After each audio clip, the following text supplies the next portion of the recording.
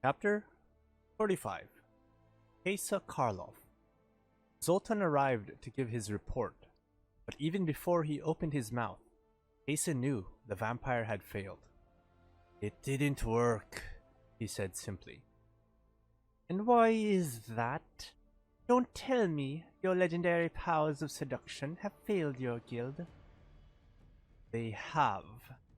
As to why, you can blame the Izzet Guildmaster, Ralzarik."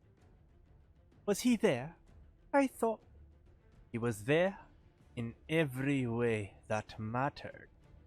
I failed because our Tomik truly loves Zarek. Unshakably loves him. That love makes Tomik Vrona unseducible, invulnerable, and strong. Very strong." Asa scowled. "You sound like you admire him." "Don't you? I admire his competence, not his naivete."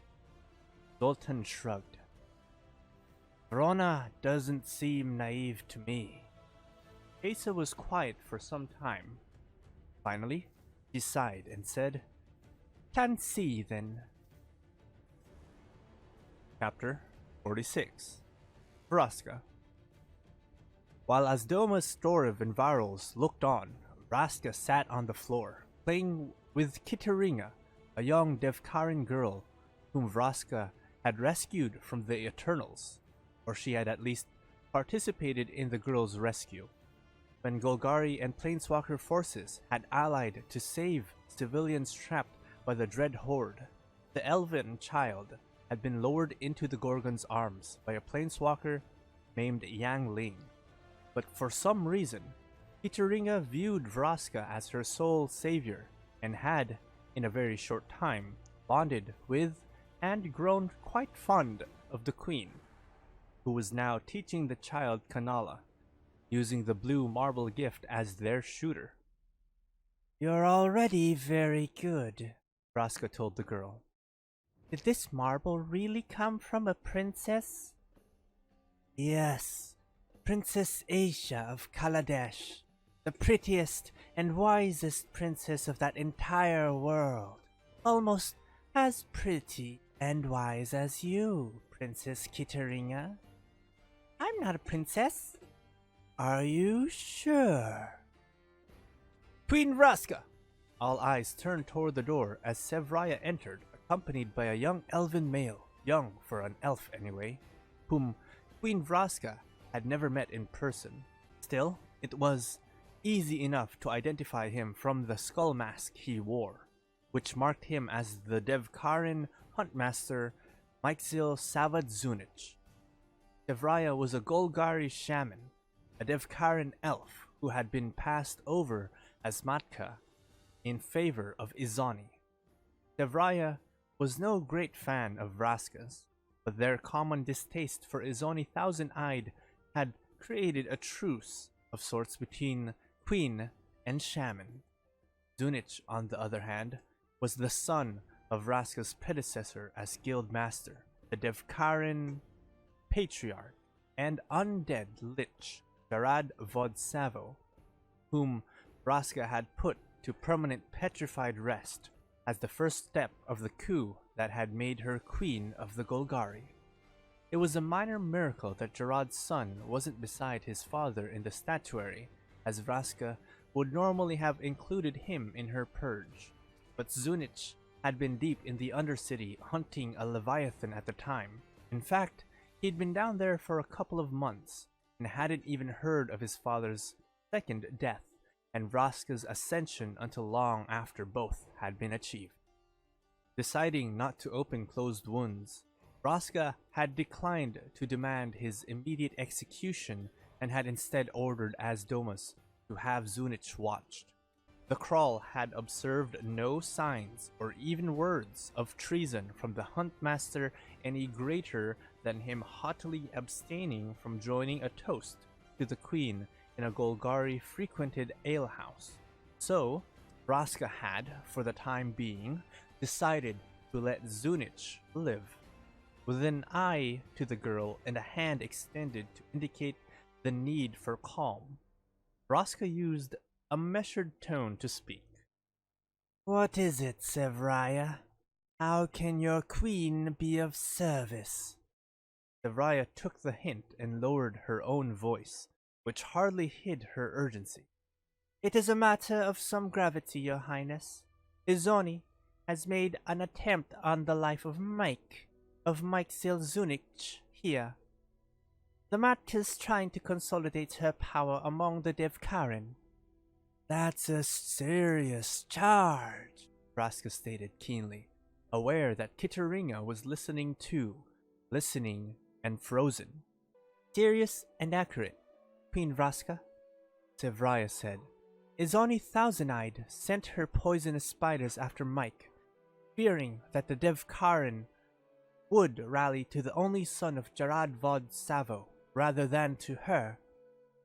Patting Kitteringa on the shoulder, Vraska stood and looked Zunich in the eye. You'll be safe here in my court, with me and those loyal to me. Zunich scoffed. Please, I know you killed my father. Your father died long before I turned him to stone. Enough, and I won't pretend he was the same elf who raised me after that first death. But that doesn't mean I'm glad to see his petrified form among your collection, nor does it mean I'm prepared to trust you, my queen. Vraska could practically see the sarcasm drip from Zunich's tongue. Kitteringa, though, not fully comprehending the circumstances, clearly understood Zunich's hostility toward her hero. The girl stood abruptly, holding the blue shooter at the ready, as if prepared to shoot it at any enemy of her queen. Zunich turned his attention to the girl. He crouched down to her level and said, You shouldn't trust her either. She killed your father, as well as mine. Liar! The girl shouted back in his face, her hand shaking angrily, the marble ready to launch. Vraska wrapped her hand around the girl's to head off any potential eye injury. Kitteringa looked up into the Gorgon's eyes, and Vraska looked kindly, if sadly, down into hers. He's not lying, Kitteringa. I did take your father's life. There are many things I did to safeguard all the Golgari that I'm not proud of, but I would never hurt you. The girl looked confused. Vraska squeezed her hand gently and smiled sadly down on her. Kitteringa said, Never? Never, princess. Never. The elf child didn't smile back, but she nodded. Vraska then turned her head to meet a rising Zunich's gaze. He flinched, knowing that looking into her eyes could wind up being a permanent condition, but to his credit, he did not look away. In a clear voice, she said, However, I came by the crown and whatever the grievances that drove me to seek it. I now intend to be a queen of, and for all, the children of the Golgari. I swear to you, Myxil Savod Zunich, to you, Sevraya, all assembled here, to anyone and everyone on Ravnica who will listen, that I, Queen Vraska, will protect Devkarin children as I would Teratogen. Human, elf, crawl, troll, erstwhile, Gorgon, or any of our guild shall find a haven of safety among the swarm. Her words rang with true conviction, as every word she spoke was the absolute truth. Then she sighed and said quietly to Zunich, But I won't hold you prisoner, Huntmaster. If you cannot trust me or feel secure in my company, I know I have relatives among the Celestians, and if you feel safer among them. Sevraya grabbed hold of Zunich's arm and urged, Your heart is Golgari. Do not deny it, yourself or the Swamp. You know I have always been your friend, even when your father was not one. I believe in Queen Vraska. Believe that you'll be safe among her host, at least until I can deal with the mad cat Izoni. And when would that be? He asked dubiously. It won't be long, Devraya assured him. Word of Izoni's treachery is already spreading. Still, he hesitated. With one hand still gripping Kichiringa, Vraska addressed him most pragmatically. Huntmaster, if I wanted you dead, I'd look you in the eyes as I did your father. My victims are on full display for all to see. I do not send spiders to do my killing. And this was also perfectly true, for Vraska, of course, didn't want Zunich dead. She wanted him loyal. As if to prove her point, Vraska's eyes began to glow. Zunich held his ground, ready to die, and when the glow faded, he nodded to the queen, realizing that she could have killed him at any time. He said, I know my father was not the same man after becoming a lich. We had grown estranged long before you took the actions you did, as I did not always agree with or even respect the policies of his reign. This is known, Devraya offered. It is, Vraska confirmed. It is why I see no conflict between us. It is why, as unlikely as it may seem to you, I'd like us be friends. One step at a time, perhaps, he said cautiously. And what is that first step? Will you accept my protection? Zunich looked from Vraska to Sevraya to the girl Kichiringa. The latter seemed to be waiting for him to let her know if the queen could be trusted. Yes, I will. And thank you, Queen Vraska. This time, no sarcasm dripped. I am glad of it, Vraska said, smiling. He could feel the elven girl's hand relax in hers. Now, perhaps you'd care to join myself and Princess Kichiringa in our game of Kanala. He chuckled and removed his mask. I haven't played Kanala in years. I can teach you, Prince Mikesil, said the girl with some glee and maybe a slight crush. The queen says I'm already very good. But the happy princess sat, and the satisfied queen sat, and the thawing prince sat, and the relieved advisors watched the proceedings with no little pleasure. And Vraska thought, Ban was right. Much can be done with a simple jar of spiders. Chapter 47. Ral Zarek. Ral and the Wanderer approached Tezzeret's fortress under cover of a mighty lightning storm generated by the storm mage himself.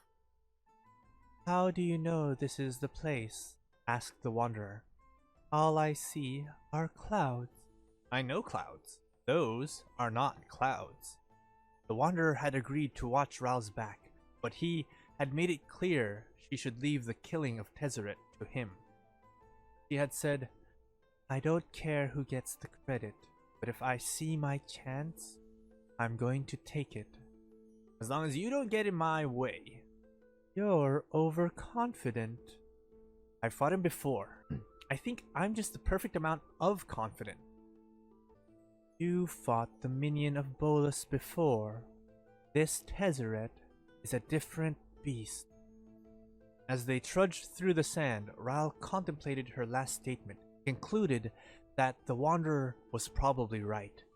The Tezzeret who fought to execute the plans of another, even one such as Bolus, would be a very different beast from what Ral would face tonight. This beast would have two advantages. He was in his own lair, his own home turf, and on top of that, he was a cornered animal. Ral was coming to kill him, so Tezzeret wasn't fighting for Bolus anymore. He was fighting for his own life. Well, good to know. I'll be fighting for my life too, and for my life with Tomic. That was a truth. For the first time ever, Raoul had something real to live for, something beyond mere survival. He had reached the pinnacle of his ambition as Izzet Guildmaster, and even more important, he had Tomic, someone to love, and someone who loved him.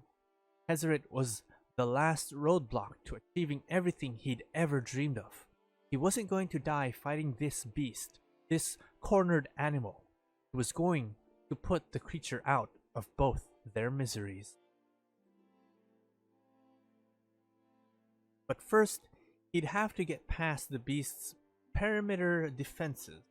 The fog clouds parted, and an entire squadron of what appeared to be pure Ethereum gargoyles, led by an immense gargoyle of Ethereum and stone, soared out of the gap to attack their master's enemies. The Wanderer called out, "Well, you were right about the clouds. But I'm not going to be able to do much against these creatures unless or until they get within a sword's length." "No worries," he said. After all, he had none. With a twist of his wrist, the sky began to crackle above him. Lightning flashed amid the real clouds overhead. Raoul clicked on his accumulator and listened to it hum, waiting for the pitch to peak. When it did, he fired off 2 spectacular bolts from either hand. The large lead gargoyle barrel rolled out of the way, but both bolts found a target in 2 Ethereum gargoyles that exploded and shattered, burst into flame and melted, what was left of each crashing into the beach 30 yards ahead. He fired off 2 more bolts, while simultaneously inviting the storm to join in. Lightning struck from the clouds above, creating a circuit with half a dozen of the creatures, their Ethereum conducting the electricity between them as they fried and burst. And so it went. Raoul absolutely devastated the gargoyle attack force. Only 2, the lead gargoyle and a second, managed to come within a radius of 10 feet of either planeswalker. This second, who had deftly dodged a bolt from Raoul, broke formation to attack the Wanderer. But the planeswalker's sword literally split the creature right down the middle, with either half crashing into the sand behind her.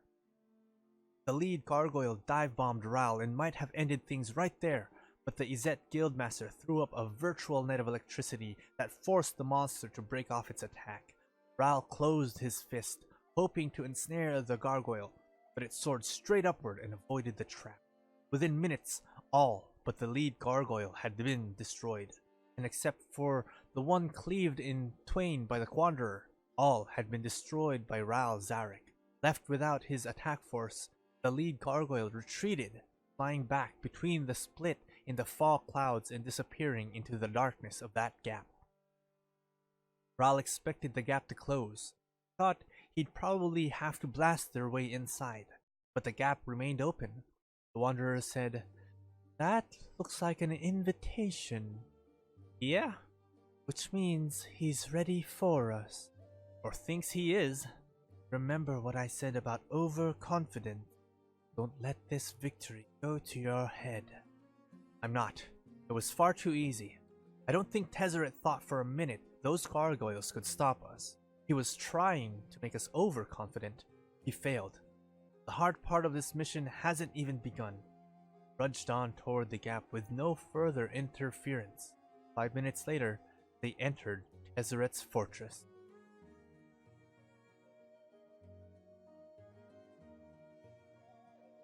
Chapter 48. Teo Verada. Kaya, Rat, and Teo had come to Dominaria to kill Liliana Vess, even if Teo was expressly against the idea, and Rat hadn't exactly supported it. But even the assassin Kaya was given pause when they saw Liliana wearing a servant's collar while working in the garden of her ancestral home like an automaton. Kaya looked around for any other eyes that might be on Liliana, and, finding none, said to the others, "Stay alert." Then she drew one of her daggers, quickly crossed the moonlit distance from the trees to the garden, and stopped before her prey. Teo and Rat followed.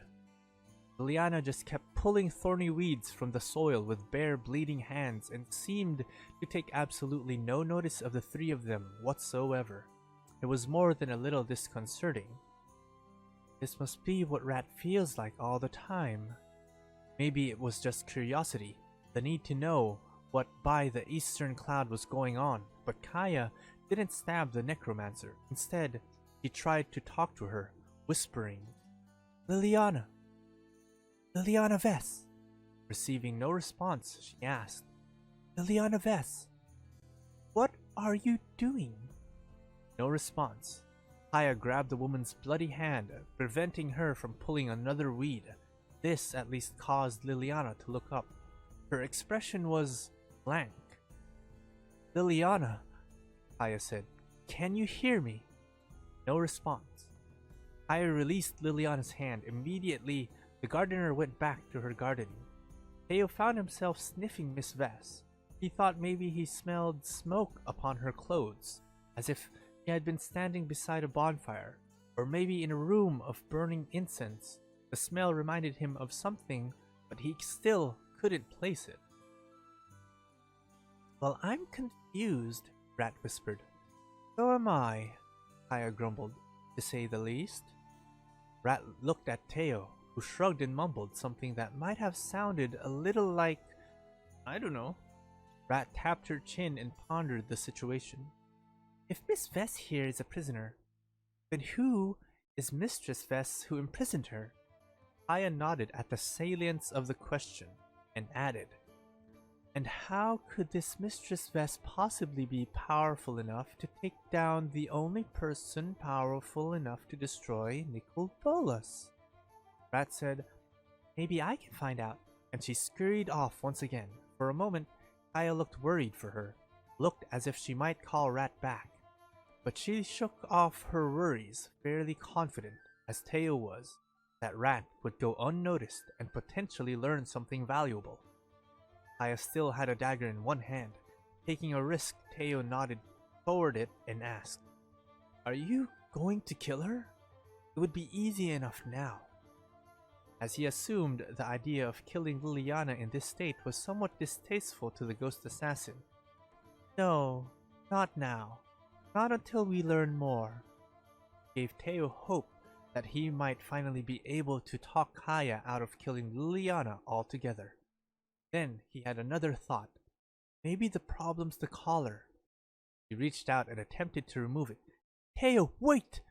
As he fumbled with the latch, the gold collar heated rapidly.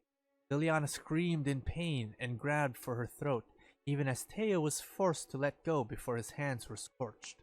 Kaya gave him a look that would have made Abbot Barris proud. Well, the old Abbot Barris anyway. He felt like a fool, right up to the point where Liliana reached out and grabbed him by the collar, growling out, what in Urza's name do you think you're doing?